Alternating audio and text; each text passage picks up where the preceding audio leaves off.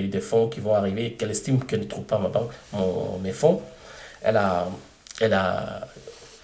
obligation de m'écrire en tant que client ou écrire au notaire en tant que client pour lui dire que bon, les fonds que vous demandez ne sont pas arrivés chez nous. Et puis nous avions fait nos démarches auprès de notre bailleur et qu'il était hors question qu'on renonce à des fonds qui sont censés, que la banque n'est censée pas avoir reçus. Et là, il nous a dit, bon, bah, de toute façon, soit vous signez ce document et tout le monde sort d'ici comme étant une des personnes intelligentes, soit on applique le plan B. Et je leur ai demandé, mais c'était quoi le plan B? Ils disent non, la police économique. Et je leur ai demandé, bon, bah, on choisit la police économique parce qu'on ne signera pas le document. Et il nous a signifié notre arrestation. Vous êtes en état d'arrestation. Il a demandé aux agents de sécurité de fermer la porte. Ils nous ont séquestrés dans le locaux jusqu'à ce que la police économique arrive. La police économique arrive, ils nous ont transférés à la police économique. Dès le départ, quand on est arrivé vers 17h, en fait, ils ne savaient pas trop ce qui allait se passer. Ça donnait des coups de fil à gauche, à droite. Au départ, on était dans la cour. Après, on nous a mis à l'intérieur. Après, on nous a ressortis. On était dans la cour. Ça donnait des coups de fil à gauche et à droite. Et puis, bon, vers 21h, on nous a signifié notre garde à vue. OK, ben, nous étions en garde à vue. 22h, ils sont venus me chercher pour aller faire des auditions. Et moi, je leur ai dit que je ne pouvais pas commencer des auditions si je ne sais pas le chef d'accusation pour lequel j'étais arrêté. Et là, sur le coup, ils m'ont informé que la banque était en train de rédiger sa plainte et que sa plainte allait arriver 2 jours plus tard. Moi, je n'ai pas eu de problème à ce niveau. Effectivement, 2 jours plus tard, c'est-à-dire que le vendredi, jeudi, très tard, on va dire oui, effectivement, la plainte de la banque elle est arrivée.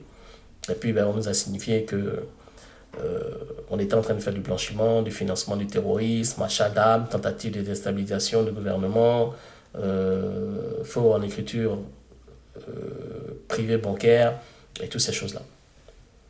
On a fait les auditions et puis le vendredi, nous avions été transférés en première partie au parquet et à la deuxième partie au pôle économique et pénal au niveau de Ancré. Et très tard dans la nuit, vers 23h, on nous a signifié que nous étions sous mandat de dépôt et ils nous ont déposés à la MACA. Donc il y avait moi, il y avait le notaire, il y avait le représentant du bailleur et il y avait un ambassadeur que j'avais sollicité pour m'aider à faire toutes les déclarations que j'ai faites préalablement.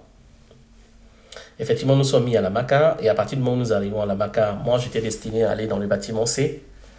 Ce que le régisseur de la MACA a dit non, qu'il ne pouvait pas accepter qu'un Ivoirien parte dans le bâtiment C juste parce que il a fait venir des fonds et qu'on ne retrouve pas ces fonds. Il n'a pas tué quelqu'un, donc il a refusé. Et c'est comme ça que finalement j'ai été logé dans le bâtiment des assimilés. Au bout de quelques jours, chaque soir, ils viennent, on te sort, on t'envoie au greffe, on fait la pression pour pouvoir récupérer une partie de l'argent. Et à un moment donné, j'ai fini par dire, je ne parlerai plus. D'ailleurs, je vais refuser de sortir de ma cellule dorénavant parce que je ne peux pas rester en prison et négocier avec des gens. Et le 31 décembre 2020, nous sommes informés que nous sommes libérés et que par conséquent, ils allaient garder le représentant du bailleur pendant le temps de la procédure. C'est comme ça que Tebili Dibé Michel est resté en prison. Au bout de 2 ans, au bout d'un an, il y a eu un procès très expéditif dans lequel plusieurs reports, on arrive, c'est reporté, on arrive, c'est reporté, on arrive, c'est reporté. Et à un moment donné, le bailleur finit par dire, mais moi, je ne comprends pas ce qui se passe, donc commence à faire sa procédure en interne. Et puis, dès qu'ils se sont rendus compte, à un moment, ils ont décidé de trancher. Et en tranchant, la juge Adja, épouse Bictogo, elle dit, bah, écoute, elle va bien, elle ne comprend pas ce qui se passe. Nous, on dit que notre agent est arrivé, que la CIB dit qu'elle n'a pas vu notre agent, et que donc la Cour va nommer un expert international qui va venir trancher une bonne fois pour toutes. Ce que nous avions accepté.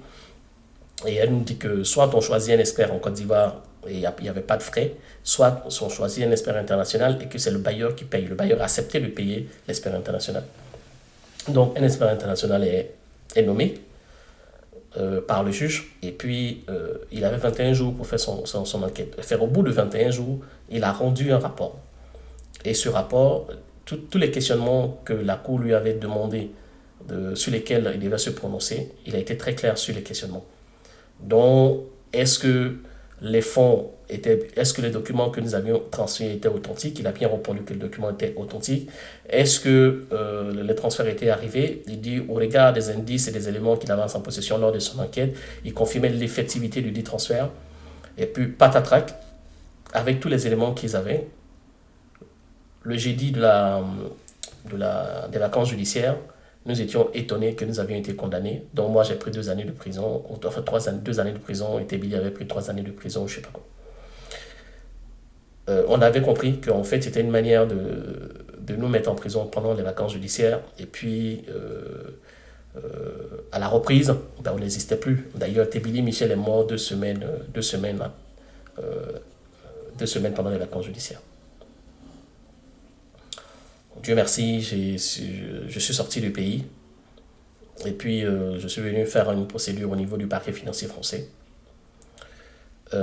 Ça avance, les enquêtes avancent ici, mais à grands pas. Et il n'y a pas longtemps, je vais dire, à cause de cette histoire de la Cour des comptes, il y a ce dossier qui a ressurgi. Et je pense que c'est en train d'être viral. Je pense que c'est dans cette optique-là qu'on m'a demandé de faire cette note vocale.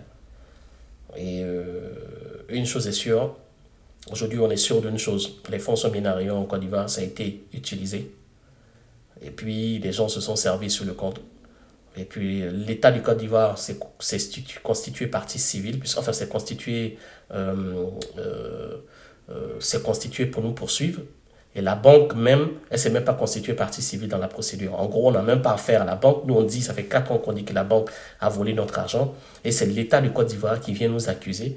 Et quand on voit tout le cinéma qui a été fait tout autour pour dire aux gens que